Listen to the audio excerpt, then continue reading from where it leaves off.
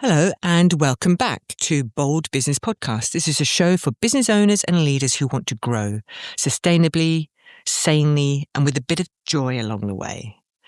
I'm Ros Jones, and today we're talking about something that sounds simple, but most of us secretly struggle with. Can you really take time off? I don't mean scrolling through your emails from a sun lounger or half listening to your kids while mentally composing your next business proposal.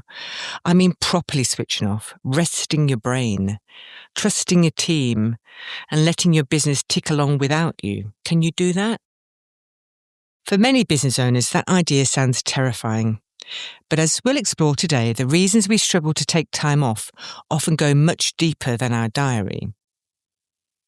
So the myth of the essential business owner. Let's start with that classic line, the business can't run without me.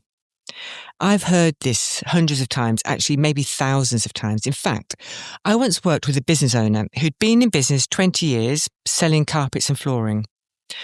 On paper, he was successful, solid turnover, loyal customers, busy workshop.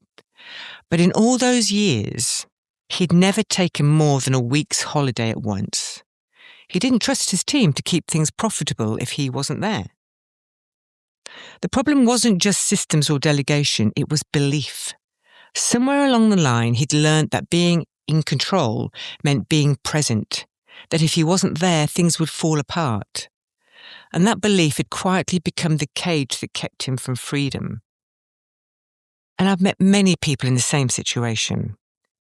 So here's the 3 traps why we stay busy. Why do we get stuck in that cycle? See if any of these resonate with you. I see 3 main reasons. Learned behaviour, distraction, and control. So firstly, learned behaviour. We grow up with messages like work hard and you'll be loved, or idle hands are the devil's playground, those kind of things. Do you remember?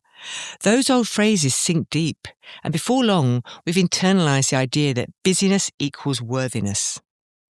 Even as adults running our own business, those childhood scripts still whisper in the background, if I'm not working, I'm failing.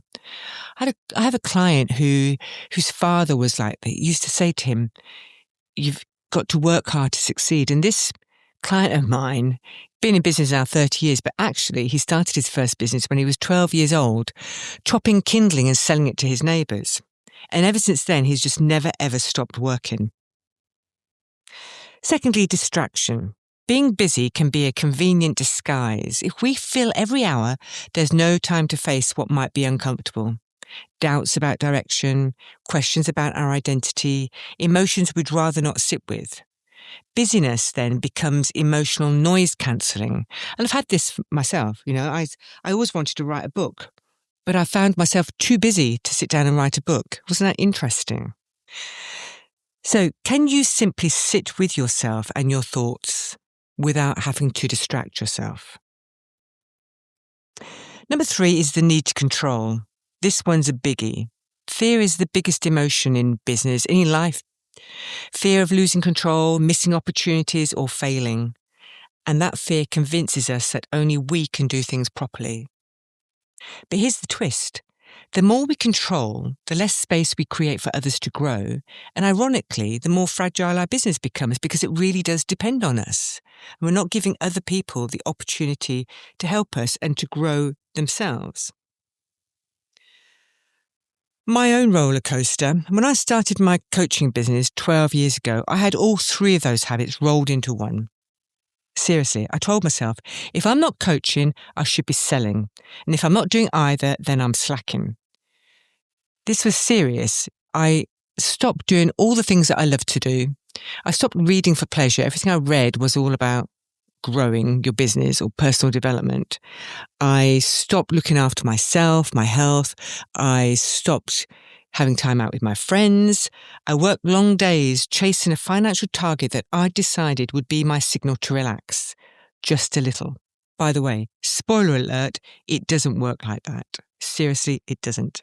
Because when I really actually nearly hit my goal, I lost 2 clients. Cue the panic. Now, work harder, sell faster. The roller coaster began, and I was the one pushing the buttons. Does that sound familiar? But eventually, and not too long afterwards, I realised that what I really wanted wasn't more work, it was more peace. And that meant rethinking what success actually looked like for me. And sometimes it's useful just to take that break, that pause, and just to really consider, rather than copying what everybody else is doing, what does success look like for me? The cost of constant work. Working flat out does not just cost you rest. It costs clarity, relationships, creativity, and your health, physical, mental, emotional. When your brain is permanently in go mode, it can't zoom out. You stop noticing the patterns, the opportunities, the small warning signs.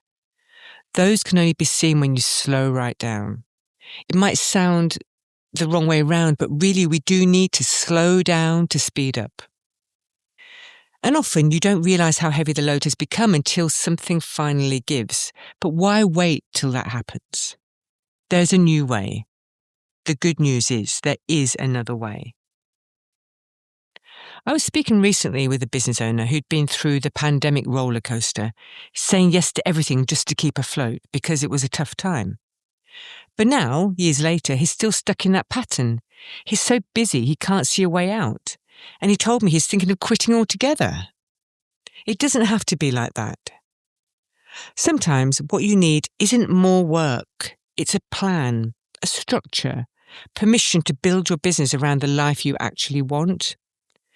That's exactly what I do in my coaching business, but it's also why I created my Balanced Growth webinar.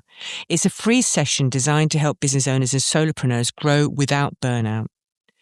We talk about the time bandits stealing your hours, how to make your business support your life, and simple changes that rebuild your confidence and ditch imposter syndrome for good. Now, I seriously believe that your business should be the vehicle for you to achieve what you want in your personal life, not the other way around. It's not the tail wagging the dog. But if this webinar sounds like what you need, just message me with book me on and I'll send you the details. And if you're wondering now whether it really works, let's go back to that carpet business owner I mentioned at the beginning.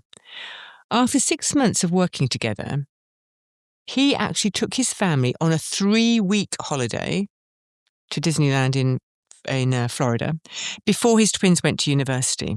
So remember, he hadn't had more than a week off in 20 years, and these twins were now 18. So it was the first time in their lives they'd ever had that long with their dad. Can you imagine? That's what freedom looks like. It's not just about financial success, it's about the space to live, to spend the time with your friends, your family, your hobbies, doing whatever you like. It's freedom. So, as you think about your next break, ask yourself, before you pack your laptop, are you really resting or are you just working somewhere else? I'll say that again.